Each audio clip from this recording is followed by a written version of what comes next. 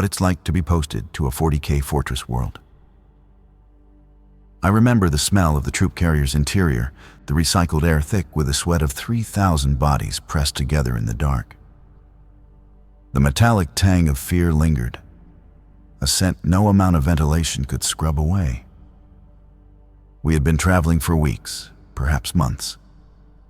Time loses meaning in the belly of a ship when the only clock is the rhythm of your own heartbeat and the grinding of distant engines that never stop, never rest, never show mercy.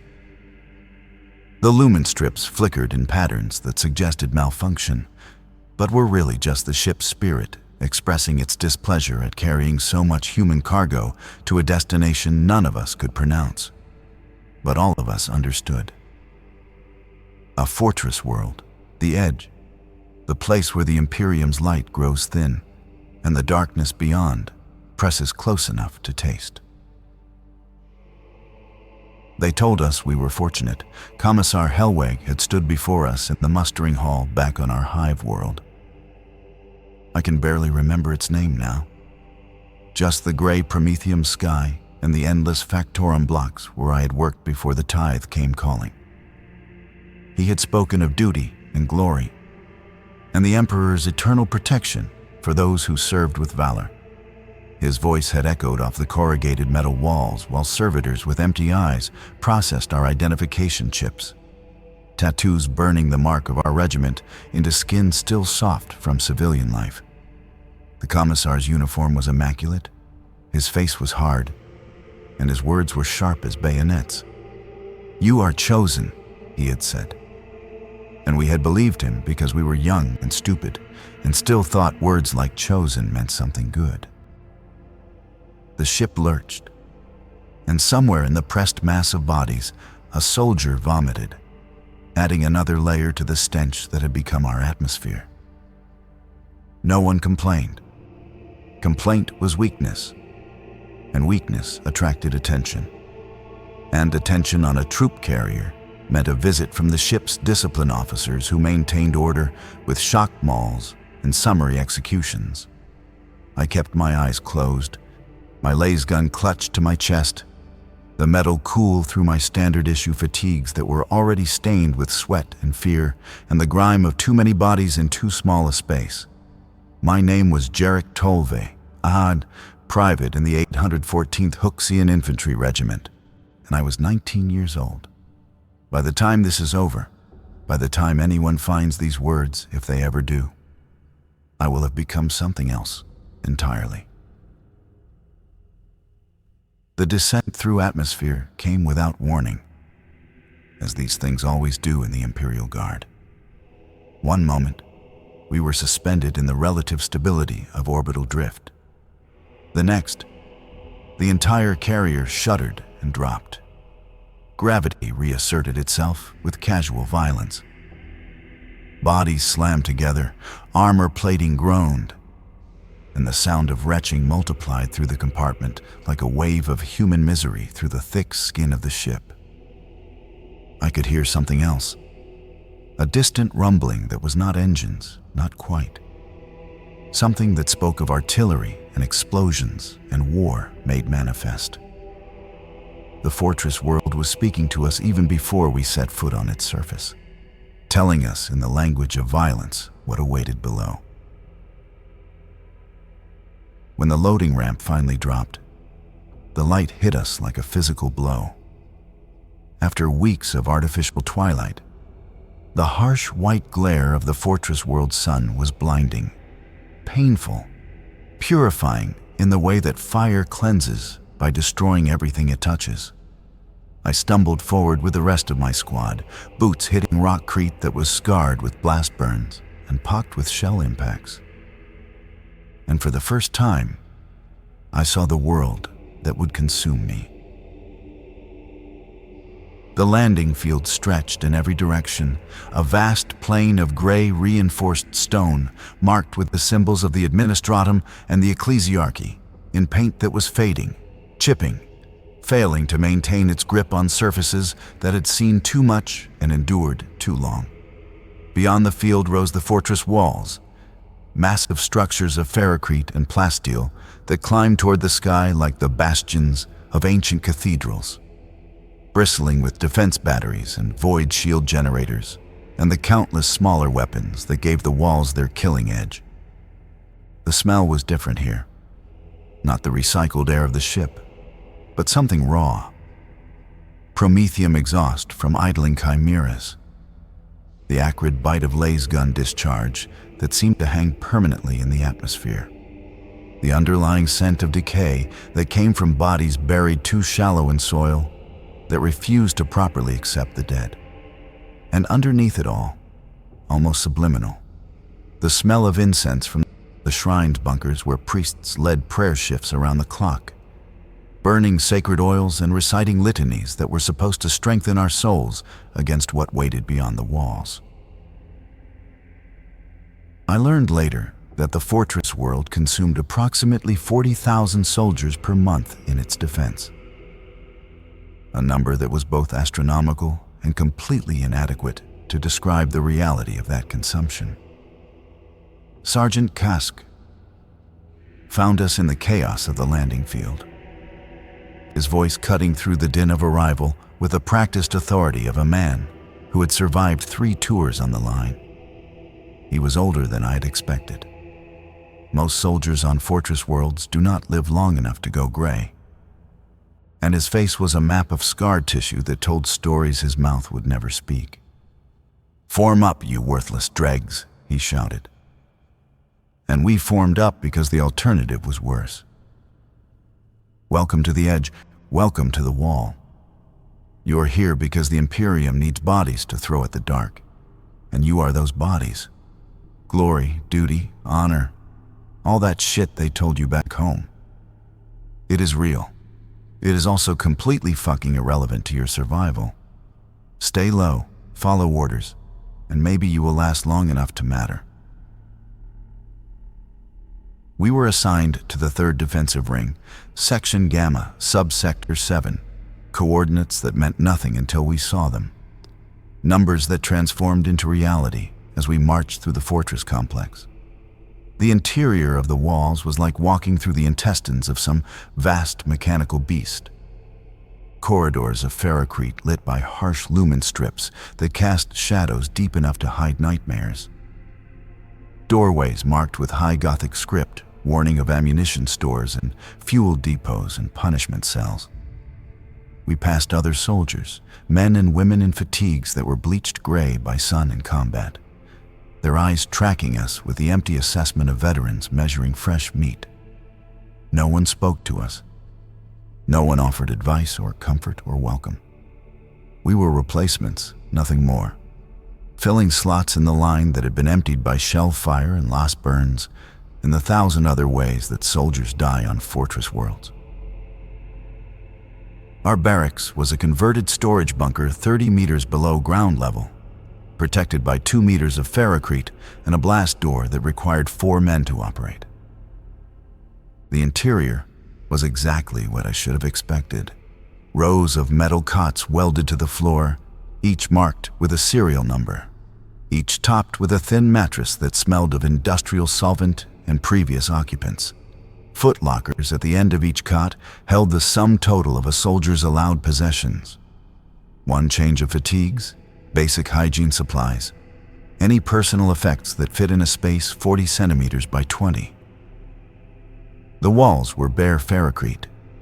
The floor was bare ferrocrete. The ceiling was bare ferrocrete, interrupted by conduits and pipes that dripped condensation in patterns that had stained the stone dark with moisture. A single shrine occupied one corner, a bronze aquila mounted on the wall above a stone basin filled with promethium that burned constantly, never extinguished, feeding on fuel piped directly from the fortress reserves. We were given 4 hours to settle in before our first rotation on the wall. I used the time to clean my laser gun, check my power cells, and try to understand the map that Sergeant Kask had provided. A schematic of our section that looked like the blueprint for a nightmare, showing firing positions and ammunition caches and evacuation routes that all seemed to lead nowhere good. The soldier on the cot next to mine was named Derek, a tall man from a world I had never heard of. He spent the 4 hours sharpening his combat knife with a whetstone, the rhythmic scraping of metal on stone providing a counterpoint to the distant rumble of artillery that never quite stopped. When I asked him what to expect, he looked at me with eyes that were too old for his face and said, "Everything they told you is lies. The truth is worse." The wall itself was a revelation. Imperial engineering and human suffering combined into one massive structure. From the ground, it had looked impressive. From the top, it looked impossible. A killing field stretched toward a horizon obscured by smoke and dust and the haze of distance, broken terrain dotted with the ruins of previous attacks. Trenches and craters and the twisted metal skeletons of destroyed vehicles formed a landscape of perpetual war. The firing position we occupied was a Duracrete bunker set into the wall's crown, reinforced with armor plating and equipped with heavy stubbers and a lascannon whose power cables snaked back into the wall's interior like technological umbilicals. Through the firing slit, I could see for kilometers, and what I saw was desolation made manifest. The enemy came at irregular intervals, sometimes days apart, sometimes hours, and the terror was not knowing when. Between attacks, we waited, watched, performed the rituals of maintenance and readiness that were supposed to keep us sharp, but really just gave us something to do besides think about what was coming. The wall was never quiet. Artillery batteries fired harassment rounds into the wastes. Long-range Auspex arrays pinged constantly, searching for targets, and the Vox network crackled with reports from other sections, other squads, other soldiers performing the same grim calculus of survival.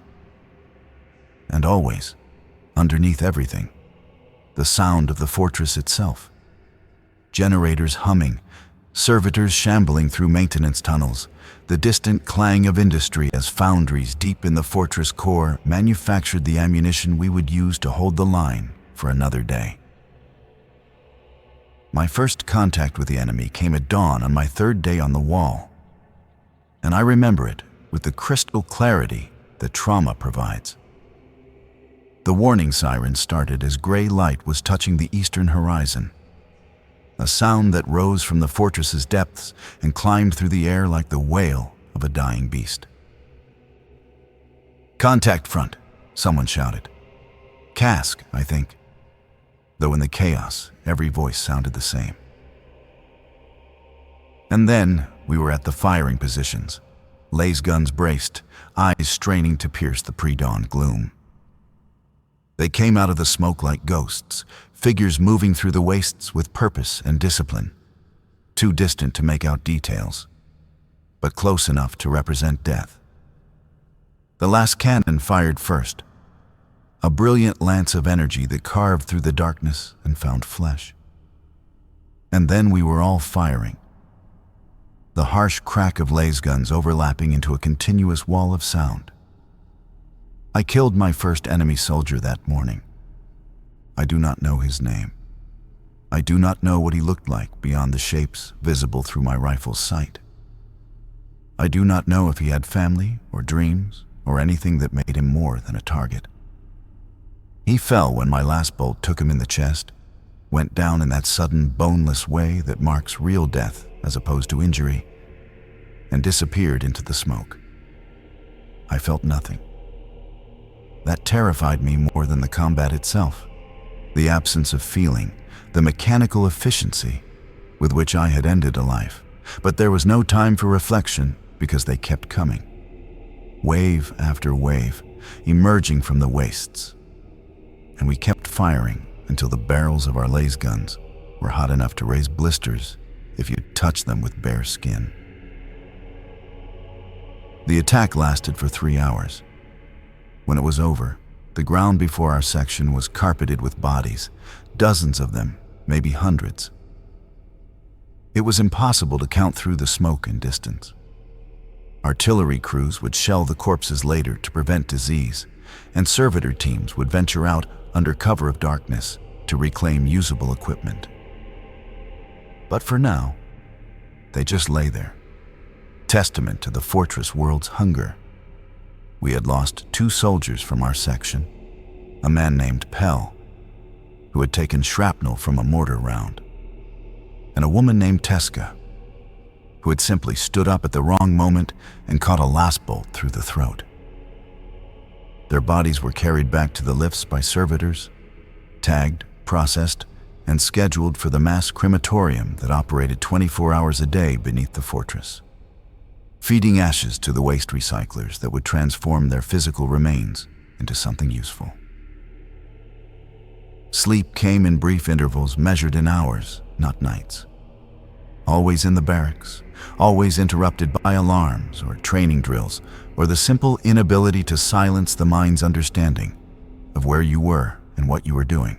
I dreamed of the hive world I had left behind, of the factorum where I'd assembled components for equipment I had never seen completed, of a girl named Serena who had worked the processing station next to mine and had smiled at me once, twice, 3 times before the tithe came.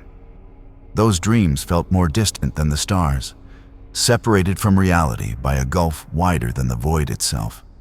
The person who had known that life was gone, replaced by something harder, something shaped by the wall and the firing position and the understanding that survival was measured in minutes and death was measured in certainty. The fortress world's routine became my routine. 6-hour shifts on the wall, followed by 6 hours of standby in the barracks, followed by 6 hours of maintenance and training and the 1,000 other tasks that kept an Imperial Guard regiment functional. Eat when food was available, sleep when possible, pray according to the schedule posted on the barracks shrine. The ministorum priests rotated through regularly, leading recitations of the Imperial Creed and the Litany of Protection, their voices rising and falling in patterns worn smooth by repetition. I learned to mouth the words without thinking, to let the prayers become background noise, something that marked time without requiring attention. The Emperor protects, they said. The Emperor provides. The Emperor watches over his faithful servants who stand between the imperium and the dark. I wanted to believe them. Some days, I almost did. Weeks became months, though the fortress world had no seasons to mark time as passage, just an endless cycle of gray days and darker nights punctuated by combat and casualty reports. The roster of our section changed constantly as soldiers were killed or wounded or went missing in ways that were never quite explained. But everyone understood. Fresh replacements arrived on the same kind of carriers that had brought us, young faces with eyes that still held hope and fear in equal measure. And we watched them with the same empty assessment that the veterans had given us. The fortress world consumed them quickly, some in their first engagement, others lasting weeks before the odds caught up with them. Each death was recorded, reported, filed away in some distant administratum archive, where our lives would be reduced to numbers in a ledger that balanced casualties against strategic objectives that we would never know. I learned the architecture of survival on the fortress world, the small practices that separated those who lasted from those who died. Keep your laser gun clean. Check your power cells. Know the evacuation routes, even though they mostly led to different ways of dying. Trust your squad mates. But do not get close, because closeness meant grief, and grief was a luxury you could not afford. Follow orders without hesitation, because hesitation meant death for everyone. Accept the fortress world's hunger as inevitable, not as a thing to be fought, but as a fact, like gravity or darkness or the Emperor's distant light. The fortress world would take what it wanted. The only choice was how you faced that taking. The enemy changed over time. Or perhaps we just saw different aspects of the same enemy. Sometimes they came as organized units with coherent tactics and covering fire. Soldiers as disciplined as our own, dying for causes as incomprehensible to us as ours probably were to them. Sometimes they came as mobs, screaming hordes that relied on weight of numbers and chemical courage, easier to kill, but somehow more terrifying in their mindless commitment to reaching the walls. And sometimes, increasingly as the months wore on, they came as something else. Figures that moved wrong or looked wrong, or brought with them a sense of wrongness that made the air itself feel corrupted. Those attacks were the worst, not because they were more deadly, but because they whispered of things beyond death. Possibilities that even the commissars could not entirely dismiss with their executions and their litanies. I was promoted to corporal after Derek died. He had been on the wall for 7 months, longer than most, and he died stupidly, not in combat, but in a maintenance accident when a corroded support gave way and dropped a section of armor plating on him, crushing his chest before anyone could respond. There was no ceremony, no recognition of service beyond a brief mention in the daily casualty report. His body went to the crematorium. His possessions were redistributed. His slot in the roster was filled within hours. I inherited his position and his responsibilities, which meant leading a fire team of 4 soldiers, coordinating with Sergeant Kask, and carrying the weight of decisions that could mean life or death for people who trusted me to make them correctly. The promotion came with an extra ration chip per week and the authority to requisition special equipment from the armory. It did not come with answers to the questions that had started to fill my mind like poison. The Fortress World's command structure was Byzantine in its complexity. Layers of authority that seemed designed to obscure rather than clarify who actually made decisions. Above Kask was Lieutenant Moore, a career officer whose face I saw perhaps 3 times in as many months. Above Moore was a captain somebody, and above the captain was a colonel whose name changed twice in the time I was there.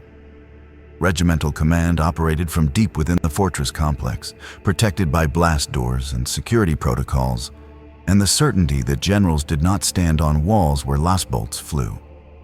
The planetary governor was a figure of pure theory, a name invoked in official communications but never seen, never heard, possibly not even real.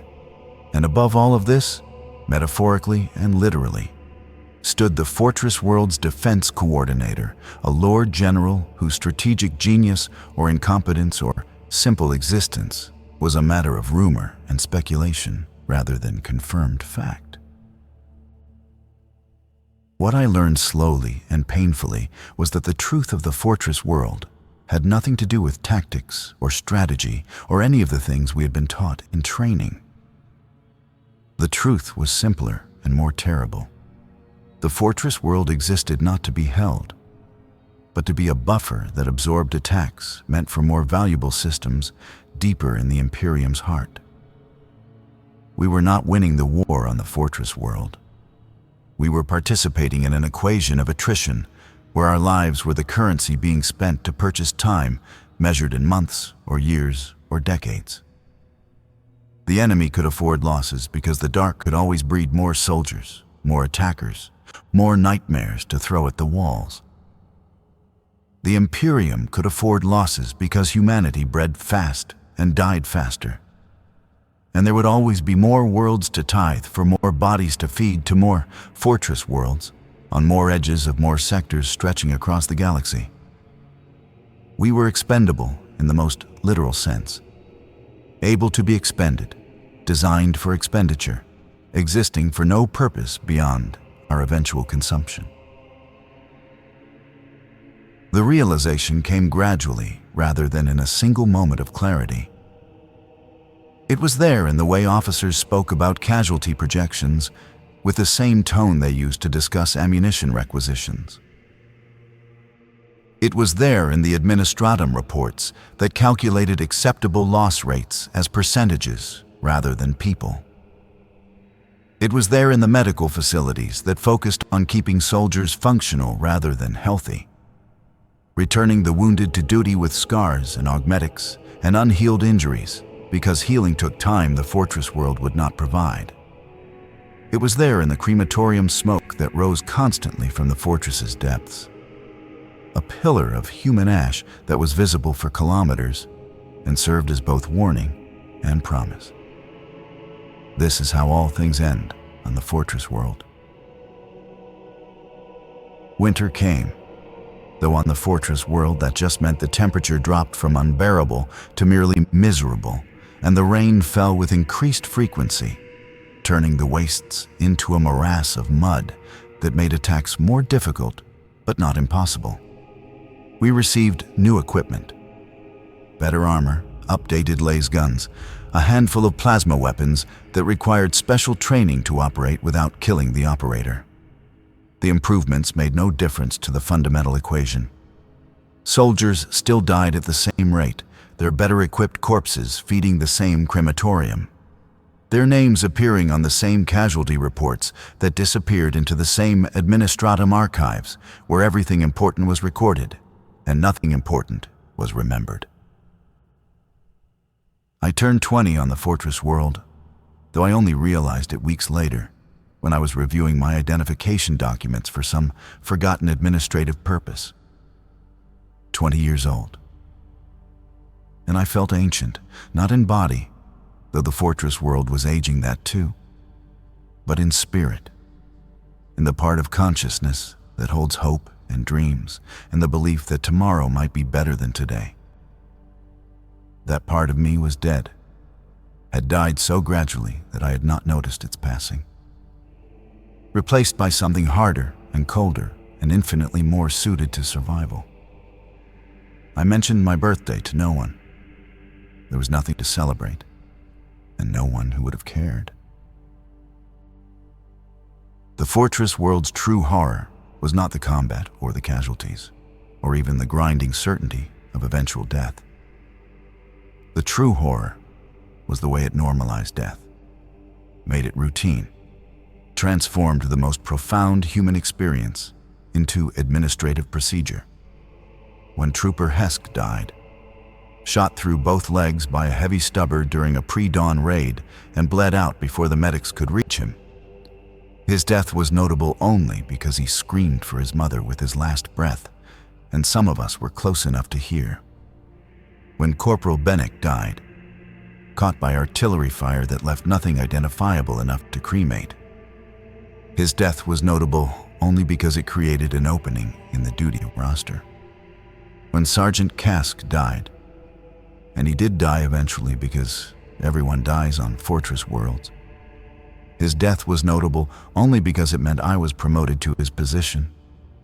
Given his responsibilities and his burdens and his certainty that none of this mattered because the fortress world would eat us all regardless. As sergeant, I had access to information that corporals and privates never saw. Briefings that provided context for the violence we lived through.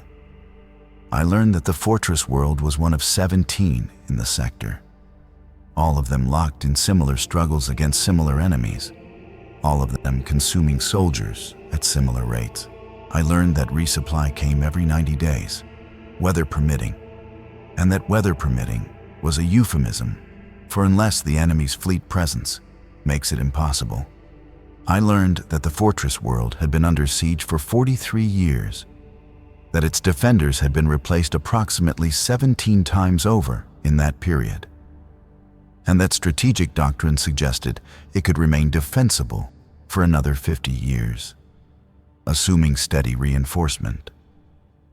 I learned that assuming steady reinforcement was a bold assumption given the imperium's infinite demands and finite resources.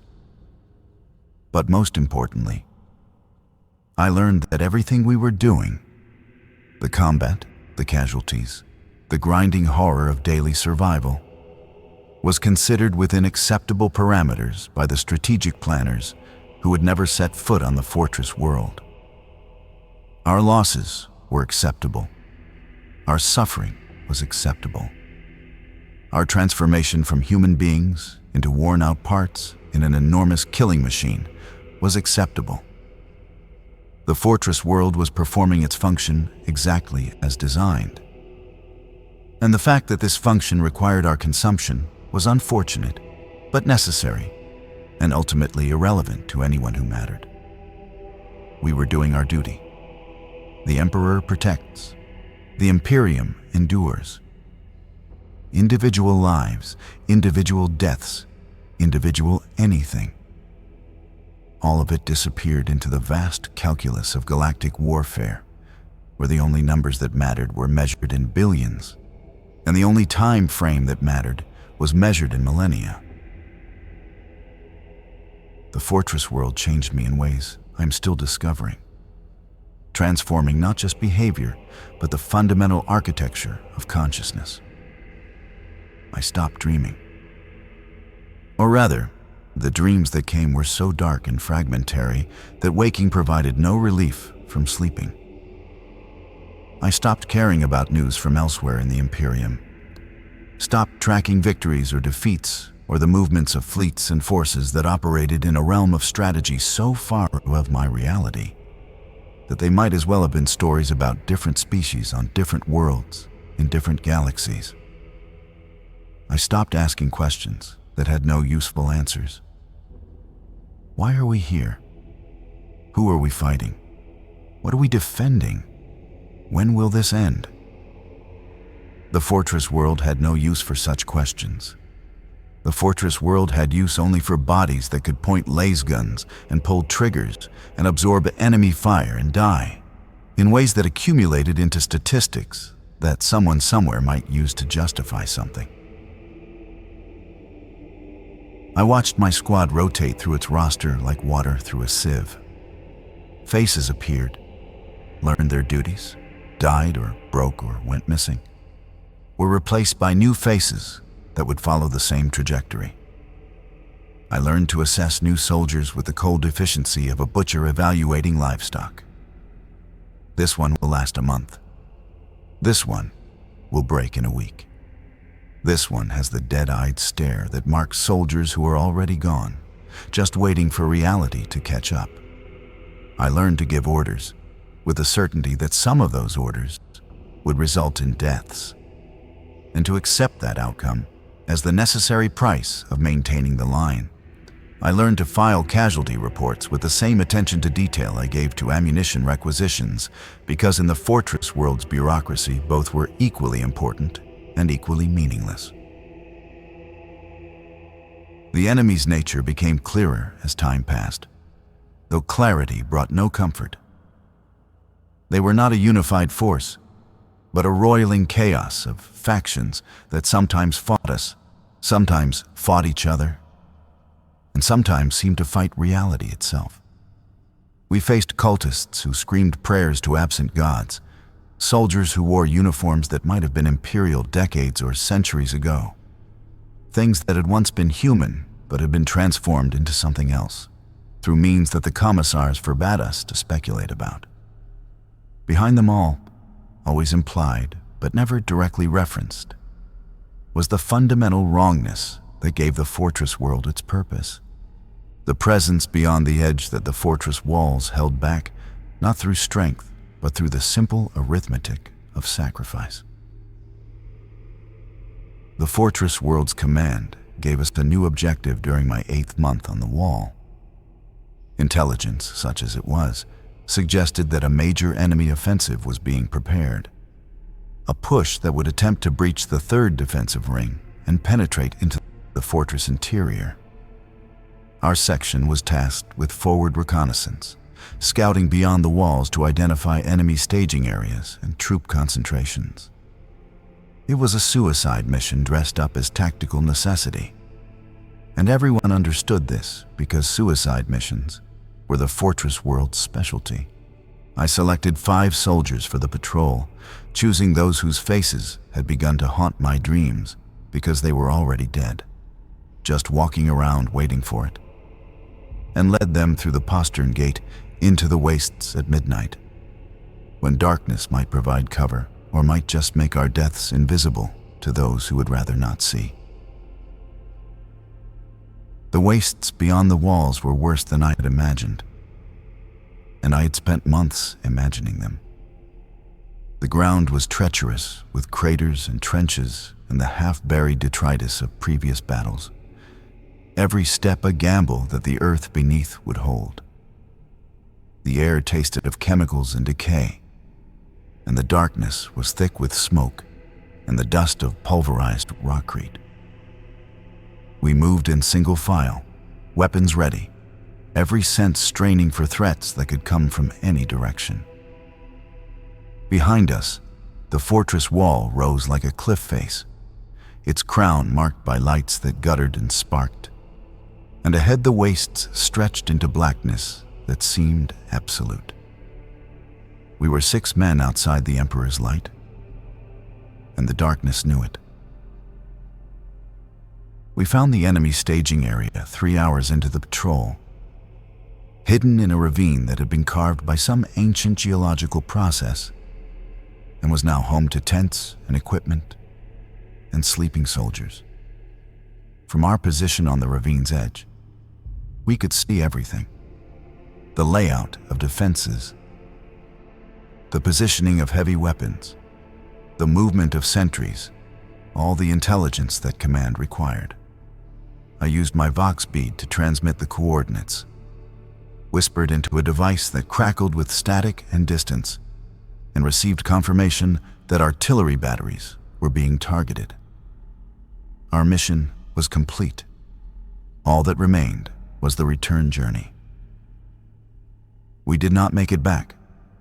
The artillery strike came early, a miscalculation or miscommunication or simple imperial efficiency that valued destroying the target over extracting the scouts who had found it. The first shells landed as we were crossing open ground, and the world exploded into fire and shrapnel and concussive force that picked us up and threw us like toys. I remember hitting the ground hard enough to crack ribs. I remember the taste of blood and dirt. I remember crawling through the smoke looking for my squad and finding pieces instead of people. 3 were dead instantly, torn apart by the barrage. 1 was dying slowly, gut shot by shrapnel, screaming for help I could not provide. The last was missing, simply gone, disappeared into the chaos, with no evidence of what had happened beyond the absence. I was found by a recovery team 6 hours later, pulled from a shell crater where I'd crawled to wait for death or rescue, whichever came first. They carried me back to the fortress through the postern gate that sealed behind us with the finality of a tomb closing, and delivered me to the medical facilities where exhausted medics performed triage with the cold efficiency of people who had seen too much suffering to be moved by individual cases. Broken ribs, concussion, lacerations, burns. Nothing critical, nothing that would prevent my return to duty within days. The fact that I was the only survivor of my patrol was noted in the mission report and forgotten immediately. The fact that my squad had been killed by our own artillery was mentioned nowhere because such facts were inconvenient to the narrative of imperial competence. I was back on the wall within a week, promoted to staff sergeant because the fortress world's hunger had consumed my superiors, and nature abhors a vacuum, even in military hierarchies. With the promotion came access to even more information, briefings that revealed the fortress world situation with increasingly stark clarity. The major offensive that we had scouted was one of 7 being prepared simultaneously across the defensive perimeter. The enemy's numbers were estimated in the hundreds of thousands, possibly millions.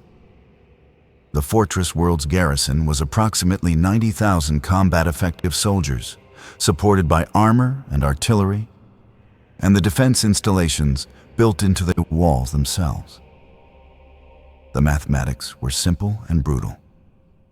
We could not win, could not hold, could not survive if the enemy committed to a full-scale assault. The only question was how long we could delay the inevitable, and how many of them we could kill before they killed us. The offensive began at dawn, on a day that would have been beautiful, if not for everything else. The sky was clear, the sun was rising with the same indifferent majesty it had shown every morning since the fortress world first formed, and for just a moment before the sirens started, I felt something like peace. Then reality reasserted itself in the form of alarms and vox traffic and the distinct rumble of artillery fire from multiple directions simultaneously. I reached my position on the wall just as the first enemy waves became visible. Masses of figures emerging from the wastes, moving with terrible purpose toward walls that suddenly seemed very thin. The last cannon fired. Then the heavy stubbers. Then every weapon on the wall opened up in a continuous roar of defensive fire that was deafening and impressive, and ultimately inadequate. They came in waves that broke against the walls like an ocean against cliffs.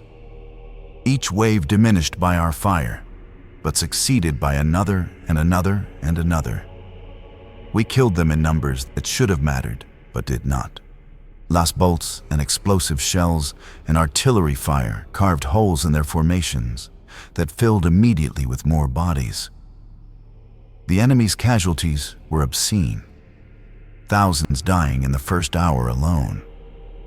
But they kept coming because death meant nothing to them, or their commanders, or the dark powers that sent them. We fought for 12 hours straight, reloading and firing until our weapons were hot enough to burn skin, until power cells were depleted and had to be replaced with increasingly shaky hands, until the fortress world's reality reduced to the simplest possible equation. Acquire target, fire weapon, kill if possible, repeat until death.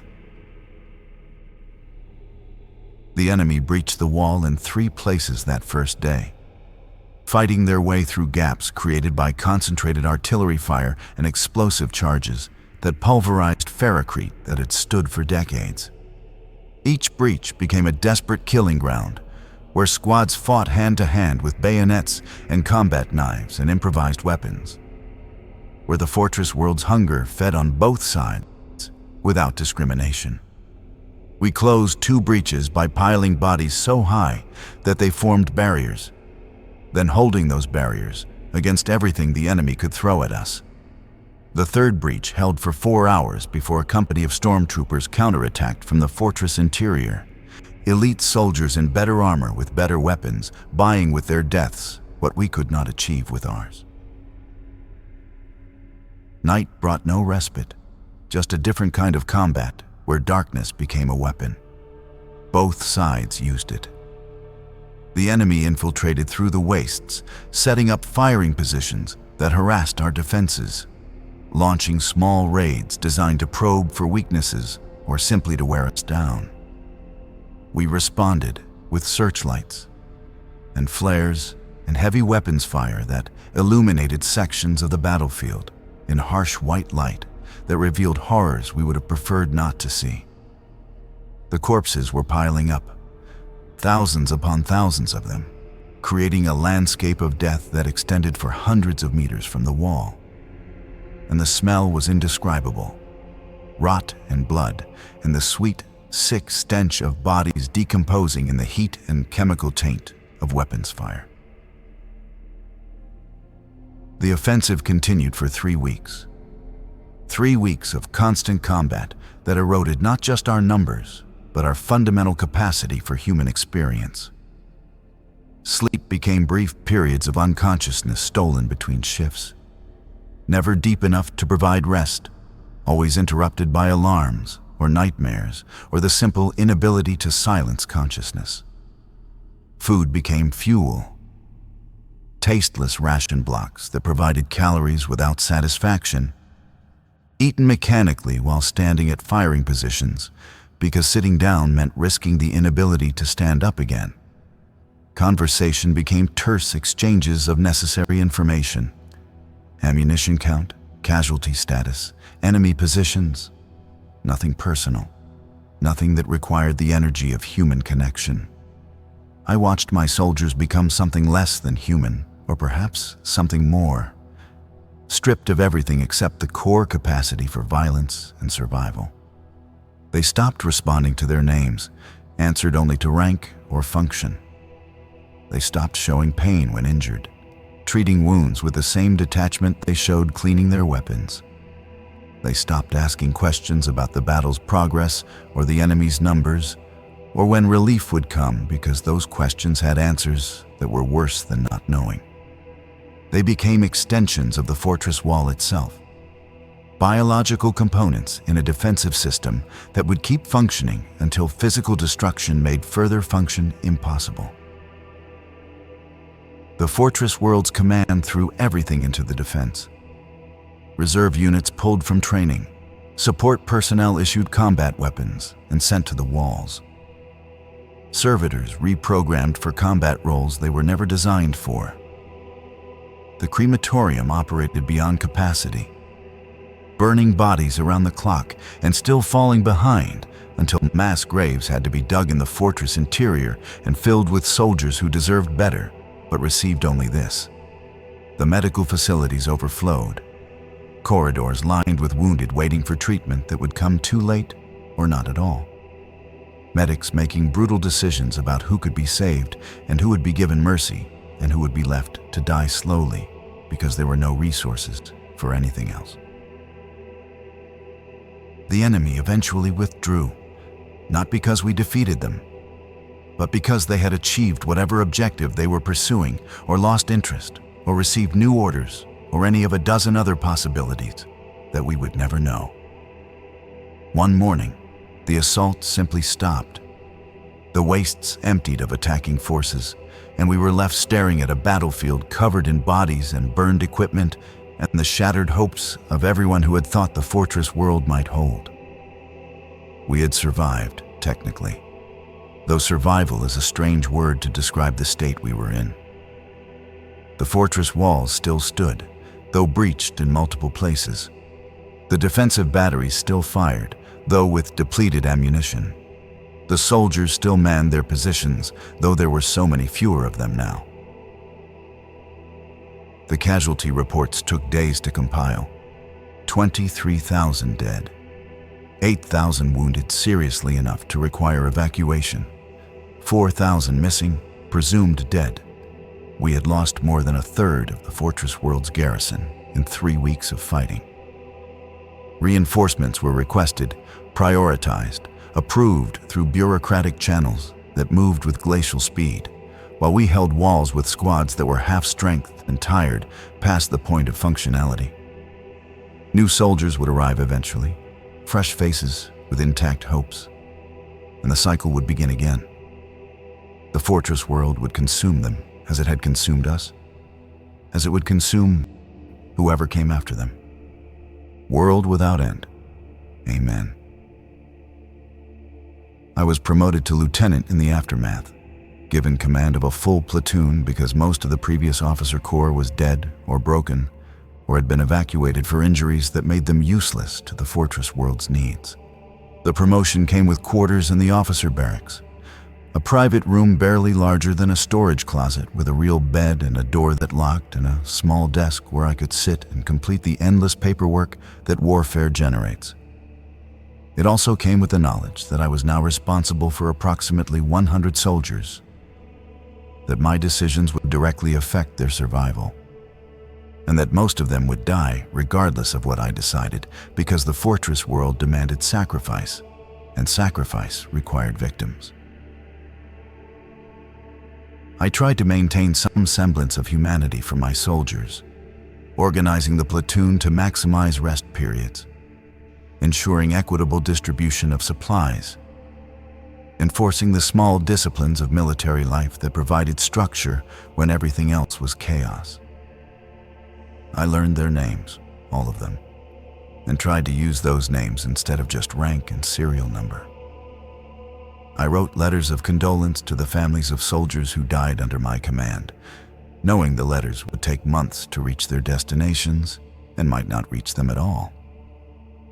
Because the Imperium's postal service prioritized strategic communications over personal grief. I conducted prayer services at the platoon shrine, reciting litanies I had memorized without believing, because the soldiers needed the comfort of ritual, even if that comfort was false. The fortress world's rhythm resumed after the offensive. The familiar cycle of patrols and maintenance and combat in measured doses rather than constant assault. But something had changed. Some fundamental shift in how we understood our situation. Before the offensive, there had been an unspoken belief that the fortress world could be held indefinitely, that we were part of a permanent defensive installation rather than a temporary delay. After the offensive, that belief was gone, replaced by the certain knowledge that we were dying by degrees, that every engagement diminished us faster than reinforcements could replenish, that the mathematics of attrition would eventually produce an equation that could only end one way. I began to understand why the fortress world broke soldiers in specific ways. It was not the combat itself, brutal as that was, but the complete absence of hope that came from truly comprehending the situation. We were not fighting to win because winning was impossible. We were not fighting for victory because victory was meaningless in a war that measured time frames in decades and counted the casualties in millions. We were fighting because the imperium required the fortress world to continue fighting, because somewhere far away in rooms we would never see, people we would never meet had decided that our deaths served purposes we would never understand. And because refusing to fight meant execution by commissar, which was at least faster than death by combat, but no less certain. Some soldiers broke openly, lost the capacity for military function, and were dealt with according to regulations that were harsh but clear. Others broke internally, maintained the appearance of compliance while everything that made them individuals rotted away, became animate corpses that still passed for living, because the alternative was acknowledging what they had become. I watched myself becoming one of the latter, felt the erosion of whatever spark made Jarek Tolvey a person rather than just a military rank and serial number. The things I had cared about, memories of home, dreams of survival, basic human connections, all of it was fading like color bleached by harsh sunlight, leaving behind only the gray substrate of existence without meaning.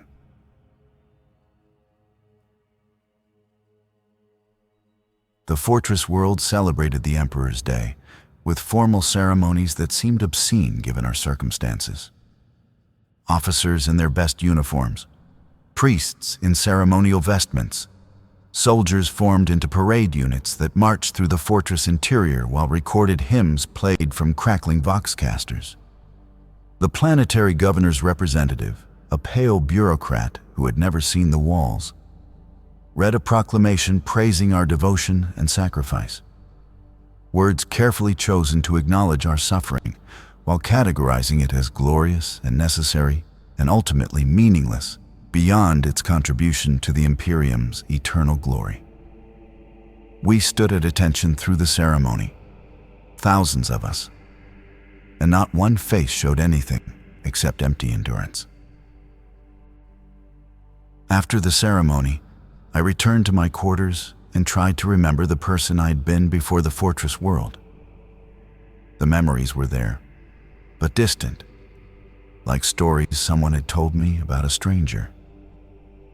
I remembered the factory where I had worked, the rhythm of assembly line production, the satisfaction of completing my shift, and returning to the hab block where I had lived.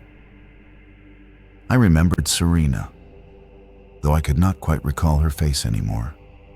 Just the impression of kindness in a place that was not kind. I remembered believing that life had purpose and future and possibility. Those memories were artifacts from another existence, proof that I had once been something other than what the fortress world had made me. Time on the fortress world became increasingly non-linear, days blending together into an undifferentiated mass of duty and combat and survival. I stopped marking the calendar, stopped trying to track how long I'd been posted to this world, because the numbers were just numbers and meant nothing beyond the abstract fact of duration. Soldiers came and went, their names and faces merging into a collective blur of humanity, consumed and replaced. The wall stood, or parts of it stood, while other parts fell and were rebuilt.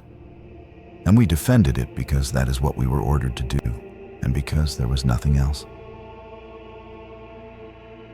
I was 21 years old, though I had to check my records to confirm that. And I felt ancient. My body was still functional, despite accumulated scars and chronic pain from injuries that had healed poorly. My mind was still capable of tactical assessment and command decisions, and all the cognitive tasks that warfare requires. But something essential was gone, burned away by the fortress world's heat, or frozen in its dark moments, or simply worn away by constant friction between hope and reality. I was becoming the thing the fortress world needed, a machine that could process violence and produce orders and maintain the fiction of military effectiveness, while everything beneath that surface crumbled. The enemy adapted their tactics after the failed offensive, shifted from direct assault to siege operations designed to grind us down through attrition rather than overwhelming force. They established positions in the wastes beyond our weapons' effective range, fired artillery that harassed our defenses without offering targets we could meaningfully retaliate against, launched raids designed more to wear us psychologically than to achieve tactical objectives. It was warfare as psychological erosion, and it was effective in ways that direct combat could not match. We could fight soldiers, could point our weapons and fire and achieve some measurable result. We could not fight the grinding pressure of constant low-level threat. We could not defend against our own exhaustion. We could not hold walls that were collapsing from within faster than enemy action could breach them from without. The fortress world's infrastructure began failing in ways that reflected our own deterioration. Water systems developed leaks that maintenance crews could not fully repair, leading to rationing that made an already miserable existence more so. Power generation became unreliable, forcing schedules that worked around brownouts and blackouts rather than functioning on demand. The Vox network developed increasing problems, communications becoming garbled or dropping entirely at critical moments. The fortress was aging, dying by degrees, just like its defenders, both ground down by the same relentless pressure that gave no respite and allowed no recovery. I received orders for a command-level briefing, my first since the offensive, and traveled deep into the fortress interior to rooms I had never seen. The briefing room was larger than my entire platoon's quarters, walls covered with tactical displays and strategic maps that showed the fortress world's position in a sector-wide defensive network that was clearly failing. The senior officers present looked no better than frontline soldiers, gray-faced, exhausted, carrying the weight of decisions that had no good options, only varying degrees of bad ones. The briefing itself was brief and brutal. Enemy forces were massing for another major offensive, possibly larger than the previous one, and reinforcements would not arrive before the assault began. We would hold with what we had, or we would fall. The Emperor protects. Dismissed. I returned to my platoon and tried to frame the situation in terms that would not completely destroy morale, knowing that morale was already so damaged that further destruction might not matter. We would face another assault. We would do our duty.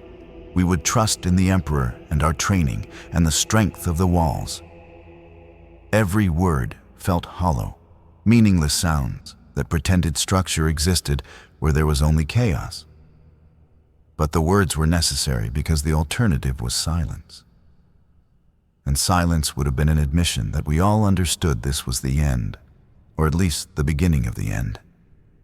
And nothing we did would change that fundamental trajectory. The fortress world gave us 3 weeks to prepare. 3 weeks that felt simultaneously too long and desperately short. We reinforced positions that had been weakened during the previous offensive, stockpiled ammunition and supplies, rehearsed defensive procedures that everyone already knew. But practicing gave the illusion of control. The fortress's manufactorums worked around the clock, producing the material of warfare, shells and power cells and replacement parts for weapons that were wearing out faster than they could be maintained. The crematorium continued burning bodies because soldiers kept dying even without major combat, ground down by disease and accidents and the 1,000 casual ways that the fortress world killed those who served it.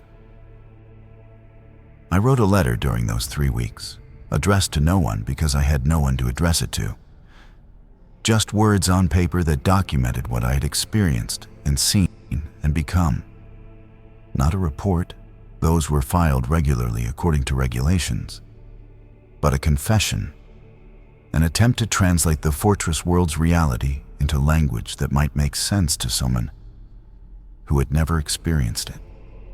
I described the combat and the casualties, the grinding fear and exhausted numbness, the way the fortress world consumed soldiers, not through dramatic violence, but through relentless erosion of everything that made life worth living.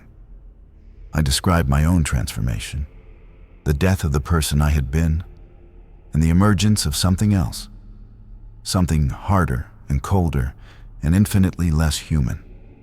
I sealed the letter and stored it in my footlocker with instructions that it should be forwarded to the administrative archives if I died, knowing it would probably be lost or destroyed or simply filed away unread.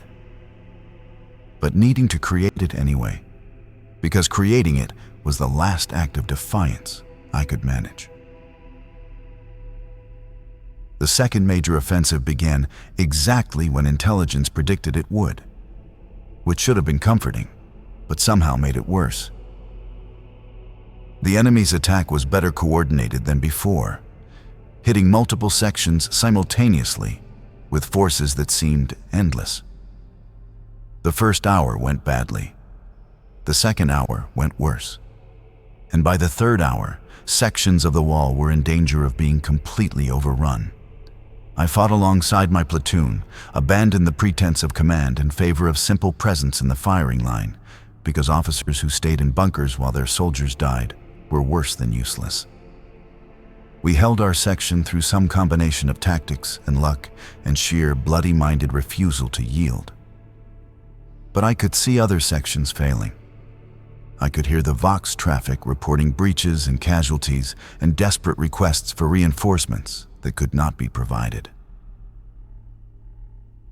The enemy poured through the breaches like water through a broken dam, flooding into the fortress interior where combat became a nightmare of close quarters fighting in corridors and bunkers and installations never designed for internal defense. I led my platoon into the breach fights, moving through sections of the fortress that were transformed into killing grounds, stepping over bodies of soldiers and enemies mixed together in death's democracy. We fought room by room, corridor by corridor, buying time that might let other units establish fallback positions or might just delay the inevitable by minutes. My platoon was down to 30 soldiers, then 20, then 12.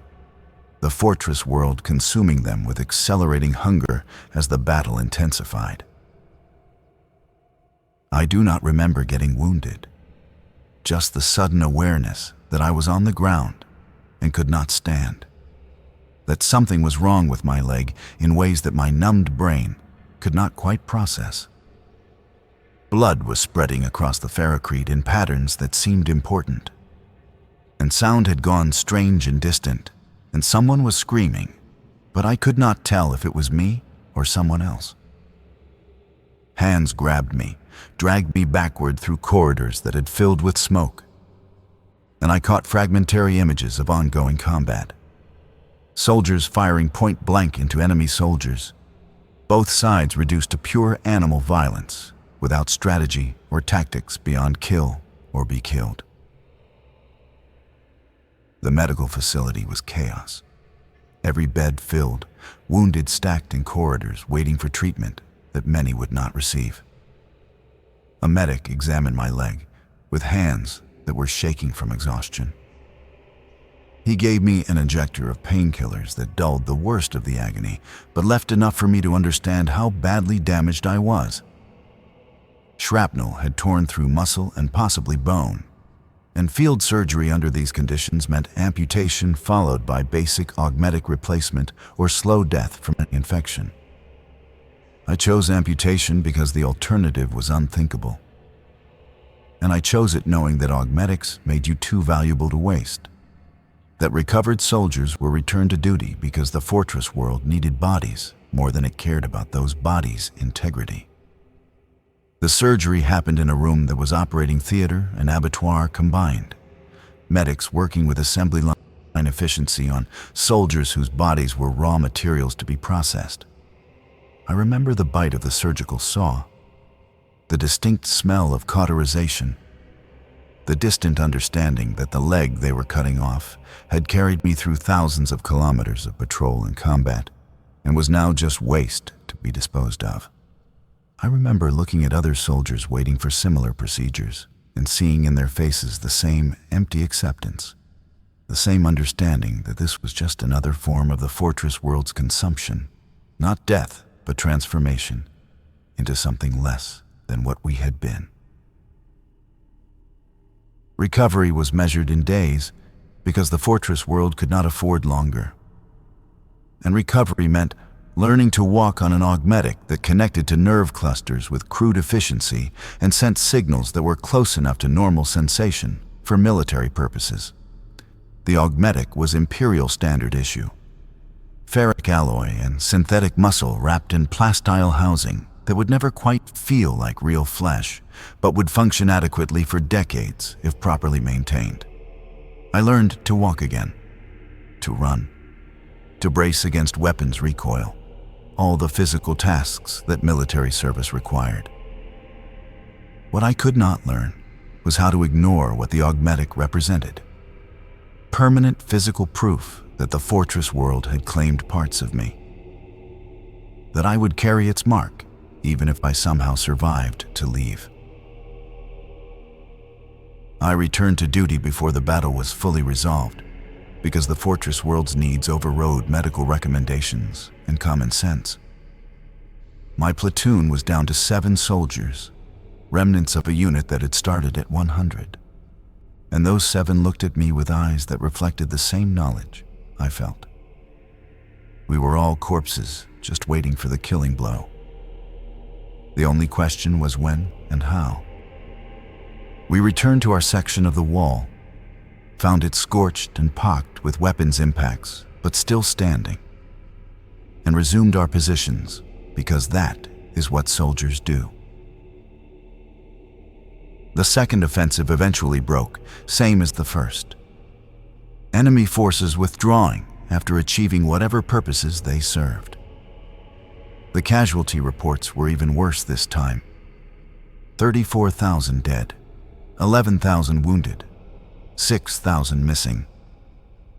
The fortress world had lost nearly half its garrison in 2 major offensives over 6 months. Reinforcements were coming, priority transit from multiple hive worlds, but they would take months to arrive. And the enemy clearly understood this, because they were visible in the wastes, massing for what could only be a third assault designed to break the fortress world completely before those reinforcements could tip the balance. I was promoted to captain because everyone above me was dead. Given command of a company that existed more on paper than in reality since most of its units were below half strength. The promotion came with access to fortress-level strategic planning briefings where senior officers spoke frankly about the situation because there was no point in pretending anymore. The fortress world was failing. The defenses were compromised beyond what could be repaired with available resources. The garrison was exhausted beyond what could be restored with rest or rotation, or any conventional military solution. The enemy's third offensive, when it came, would probably succeed in breaching the inner defensive rings, possibly penetrate to the fortress core, certainly result in casualties that would make the previous battles look mild by comparison. But the fortress world would hold anyway, not because we could defeat the enemy, but because the imperium required it to hold. Because somewhere in the vast machinery of imperial strategy, this world's sacrifice bought time or resources or advantages for other worlds and other wars.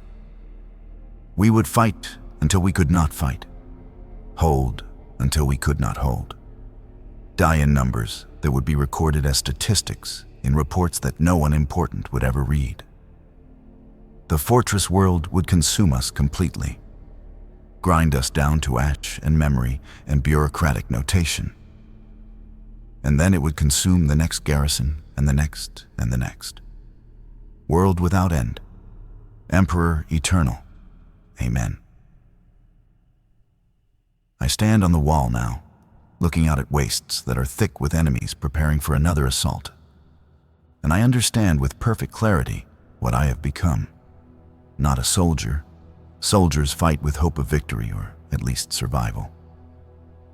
But a resource being expended according to plans made by people who do not know my name and would not care if they did. The fortress world has consumed everything that made. Jarek Tolve.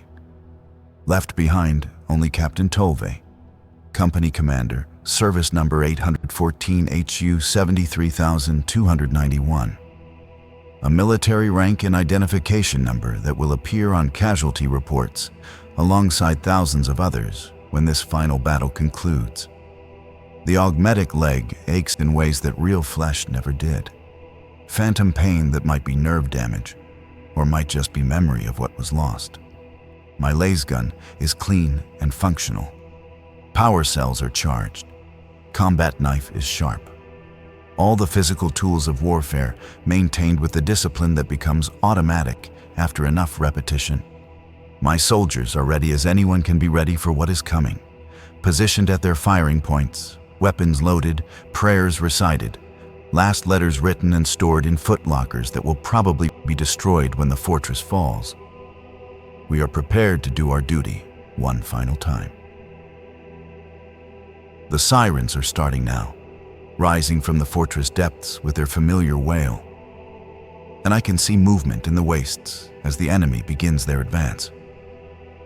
This is how it ends, how it was always going to end. With me standing on a fortress wall on a world whose name I can barely remember anymore. Fighting enemies whose cause I do not understand. Serving purposes I was never meant to know. The fortress world will consume me today or tomorrow or the day after. It will add my body to the mountain of corpses that its defense requires. It will transform my life into numbers and reports that document its strategic value while erasing my individual existence. I raise my laser gun and sight on targets that are already in range, waiting for the order to fire that will come in seconds.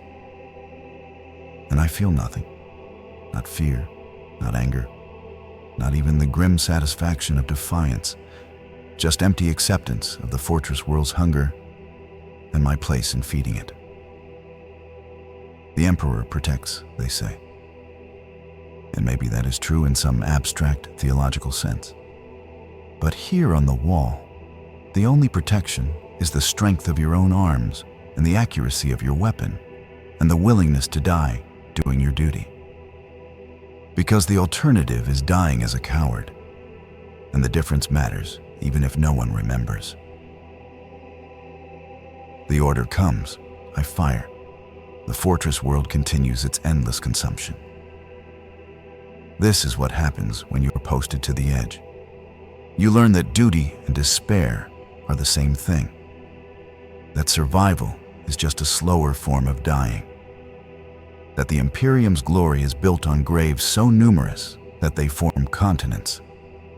And that your individual life means nothing except as a single digit in the vast equation of galactic warfare. I am 21 years old, and I will never be anything else. The fortress world has seen to that. The battle unfolds around me with the familiar choreography of violence. Enemy forces surging forward in waves that break against our defensive fire. I kill and kill and kill.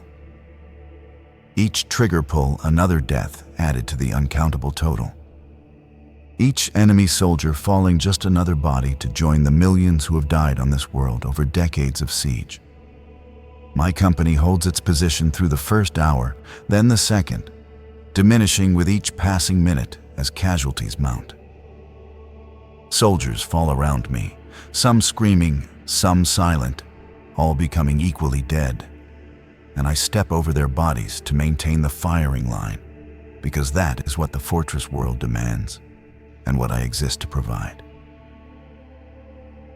The third breach of the wall comes at hour 4. A massive explosion that tears through ferrocrete like paper and opens a gap wide enough for vehicles. Enemy armor pours through, rusted machines that belch black smoke and bristle with weapons that were outdated a century ago, but kill just as efficiently as modern equivalents. We redirect fire toward the breach, las cannons and missile launchers, and every heavy weapon within range, concentrating on the vehicles, and we destroy them one by one. But not before they have delivered their cargo of soldiers deep into our defensive perimeter. Fighting spills into the fortress interior again. The same nightmare corridors and bunkers transformed into killing grounds. And I lead what remains of my company into the breach, because that is where commanders are supposed to be. We meet the enemy in hand-to-hand combat, where laser guns become clubs and combat knives become the primary weapons, where the veneer of civilization strips away and warfare becomes what it has always been. Murder made systematic and sanctioned by authority. I kill a man with my knife, feel the blade slide between his ribs and pierce something vital, watch his eyes go empty as life drains out. He looks young, maybe younger than I was when I arrived on the fortress world, and I feel nothing. The fortress world has burned that capacity out of me. The battle continues for 6 hours, then 12, then 24, time losing meaning in the continuous cycle of combat and brief respite and more combat. Sleep becomes impossible. Food becomes something you force down during seconds-long pauses, and reality contracts to the immediate moment of survival.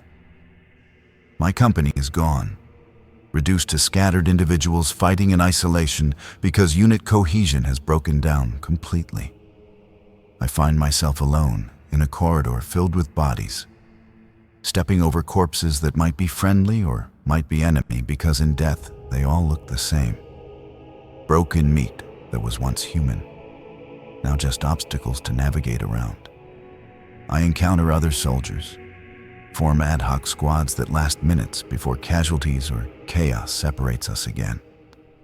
I fight alongside people whose names I never learn, because names do not matter when you're all going to die anyway. We hold sections of corridor, lose them, retake them, lose them again. Endless cycles of advance and retreat that achieve nothing except accumulating more bodies. The fortress world feeds on us without preference, consuming defenders and attackers with equal appetite. And we participate in that consumption because the alternative is surrender. And surrender means something worse than death. On the third day of continuous combat, I find myself back at my original position on the wall, or what remains of it. The fortifications are shattered, the firing positions are destroyed, and the bodies are stacked so thick that they form barriers higher than the original wall. I climb over corpses to reach a still functional heavy stubber, check its ammunition feed, and resume firing into enemy formations that are still advancing despite losses that should have broken any rational force. They come and we kill them, and they keep coming. And I understand with absolute clarity that this is the endgame. not a battle to be won, but the final consumption. The fortress world feeding one last time before it dies. The enemy reaches the wall in overwhelming numbers, scrambling over their own dead to reach our positions, and the fighting becomes purely instinctive. Shoot, reload, shoot, stab when they get close. Use anything as a weapon when organized resistance becomes impossible. I am hit multiple times, blast burns and shrapnel that should be incapacitating. But adrenaline and augmetics keep me functional. Blood runs down my side from a wound I have not had time to examine, and my vision is starting to narrow in ways that suggest significant blood loss. But the firing never stops, because stopping means dying. And I'm not ready to die yet, not because I want to live, but because dying means the fortress world wins completely. A shell lands close enough to throw me backward, concussive force lifting me and slamming me into ferrocrete that cracks under the impact. I lie there for a moment that stretches, staring at a sky that is obscured by smoke and hearing that is filled with ringing from the explosion. Everything hurts in ways that are both specific and general. My body cataloging injuries that are certainly serious and possibly fatal. I should stay down, should accept what is coming, should let the fortress world have its final victory. But I do not. I push myself up on the augmetic leg that still functions, while my natural leg drags uselessly, grab my laser gun with hands that are slick with blood, and resume my position at the wall. Because that is what soldiers do on fortress worlds. We fight until we cannot, and then we fight a little more. The ammunition runs out during hour 30 of continuous combat. Power cells depleted, no reserves available, heavy weapons falling silent one by one as their magazines empty. We transition to hand weapons, then to improvised weapons, then to bare hands and teeth and whatever violence we can generate from bodies that are worn past endurance. I use my combat knife until it breaks in an enemy soldier's skull. Then I use my fists until my knuckles are crushed and bleeding. Then I use my augmetic leg as a club, because it is harder than flesh, and still responds to neural commands, even when everything else is failing. The fortress world's command never orders a retreat because there is nowhere to retreat to. Every section is engaged. Every fallback position is already contested, and the enemy has penetrated so deeply that the fortress interior itself has become the battlefield. The Vox network broadcasts a final message from someone claiming to be the Lord General, words about duty and sacrifice and the Emperor's eternal glory. But the transmission cuts out halfway through, and nobody tries to restore it. The fortress world is dying, and everyone knows it. And official pronouncements cannot change that fundamental reality. I find myself fighting alongside soldiers I do not recognize, might not even be from my regiment, possibly not even from the fortress world's original garrison, but from some other unit that got caught in the final battle.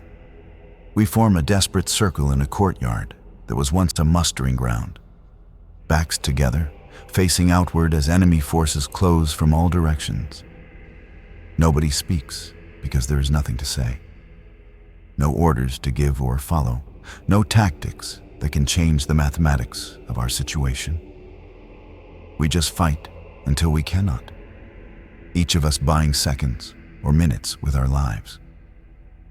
And those seconds and minutes accumulate into nothing, into meaningless delay that serves no purpose except fulfilling the abstract requirement that the fortress world continue resisting until physically incapable of resistance. The end comes not as a dramatic moment, but as a gradual cessation. The soldier next to me falls, then another, then another. the circle contracting until it is just me, standing over bodies that are still warm, facing enemies that are too numerous to count. My last rifle is gone. My knife is gone. My hands will not close into fists anymore, and blood loss is making everything distant and strange. I should feel fear or rage or something. But there is only emptiness, the same emptiness that the fortress world has been cultivating in me for months and has finally perfected. An enemy soldier approaches, weapon raised, and I recognize in his face the same exhaustion I feel. The same emptiness that comes from too much killing and too much dying and too much of everything that war entails. We look at each other across the meter of space that separates us. Two soldiers who are enemies because our commanders say so, who will kill each other because that is what soldiers do, who are both victims of systems so vast and uncaring that our individual existence means nothing except as resources to be expended. He pulls the trigger. I feel the impact of the last bolt. I feel myself falling. I feel the fortress world's surface rising to meet me one final time.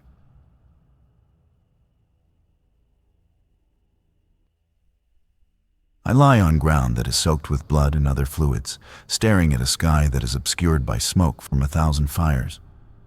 And I think about the path that led me here. 19 years old, in a factorum on a world I can barely remember. Conscripted into service I did not choose. Transported to a fortress world whose name might be important to someone, but was never important to me. Transformed over months, from a person into a weapon, into a corpse.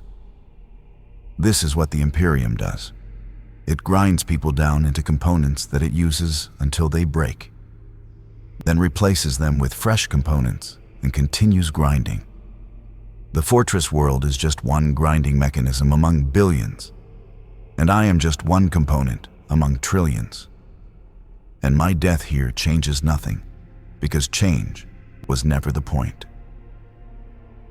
The augmetic is still twitching, neural connections firing even as the organic components shut down. And I find that darkly amusing in ways I cannot articulate. Even in death, the fortress world's modifications persist. The parts it added to make me more useful, continuing to function, while the parts I was born with fail. I am becoming what the fortress world always intended me to become. More machine than human, more resource than person, more number than name. Consciousness is fading, but has not faded completely. And in these final moments, I find myself thinking about Serena, the girl from the factorum who smiled at me 3 times, and whose face I cannot quite remember anymore. I wonder if she is still alive, if she is still working the same processing station, if she thinks about me sometimes, or if I have been completely forgotten. I wonder if anyone will remember Jarek Tolvi, or if that name will just disappear into the vast archives of the administratum, where billions of names are recorded and none are remembered.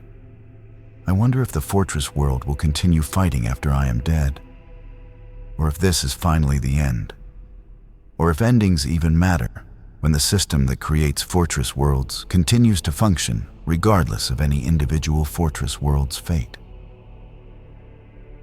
The Emperor protects, they always said, and I spent months trying to understand what that meant. Now, dying on a fortress world that is falling, I think I finally understand. The Emperor does not protect individuals. That was never the promise. The Emperor protects the imperium, the vast structure of human civilization stretched across the galaxy. And that protection requires sacrifice on a scale that makes individual lives meaningless. I was sacrificed. My company was sacrificed. The fortress world's entire garrison was sacrificed. All of us ground down to buy time or territory or abstract strategic advantages that we would never see and never benefit from. And that is acceptable according to the calculus of imperial necessity, because the alternative is letting the darkness win completely, rather than just partially. I am 21 years old, and I will never be 22. I am Captain Jarek Tolve, service number 814 HU 73291. And soon I will be just a number in a casualty report that documents the fall of a fortress world, whose name I never properly learned. I am a soldier of the Imperium, and my duty is complete, not because I achieved victory, but because I have nothing left to give. The fortress world has consumed everything. My youth, my hope, my humanity, my body, and now my life. And I suppose that is fitting. That is what fortress worlds are for. That is what soldiers are for. That is what all of us are for in the grinding machinery of eternal war. The sky is darkening, or maybe that is my vision failing, and the sounds of combat are fading into a distant roar that might be battle or might be the ocean I heard about once but never saw. I can feel the fortress world surface beneath me, cold ferrocrete that has absorbed the blood of millions. And I wonder if some part of me will remain here, atomic particles scattered across the battlefield, contributing in some infinitesimal way to the planet's composition. It is a kind of immortality, I suppose, though not the glorious kind that the commissar promised back in the mustering hall that feels like a lifetime ago. My last thought, as consciousness finally fails completely, is a simple observation that contains no emotion or judgment or meaning beyond the bare fact of its truth. This is what happens when you are posted to the edge. This is what happens to all of us eventually.